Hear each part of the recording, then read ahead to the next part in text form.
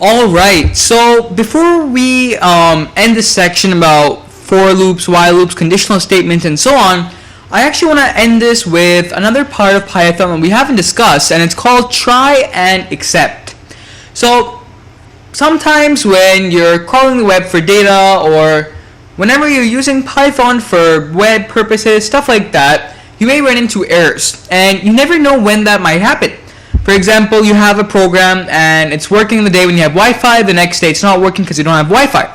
So instead of getting the error, how do you make it a better experience for the user and maybe show that error message when there's no Wi-Fi or when an error occurs?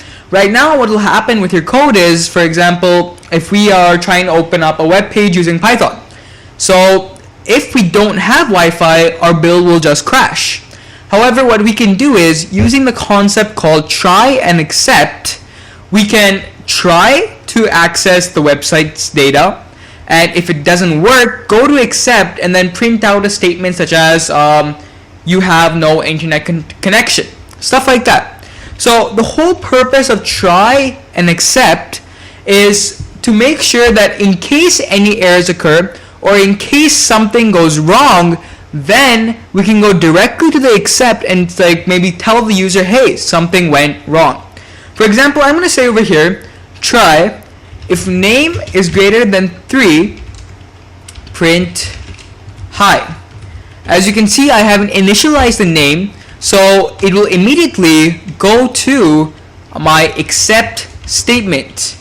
And I'm going to say print out over here, Python ran into an error. Please take a look at your code again. Okay?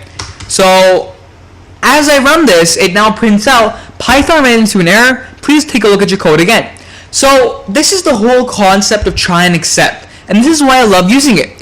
Whenever in my Python code, if I know what if this variable won't be initialized, what if the user doesn't have internet, stuff like that, always use a try and except. That way, in case your Python build or Python script crashes, then what you can do, directly go to the except and say, print Python ran into an error, or something's wrong, please try again, stuff like that. So it's try and except. It's not in many languages, it's especially useful in Python. This is just something I wanted to show you guys. Again, play around with it. Basically, whenever an error occurs in the try portion, it'll go directly to except and follow through over there. So cool, and I'll see you in the next lecture.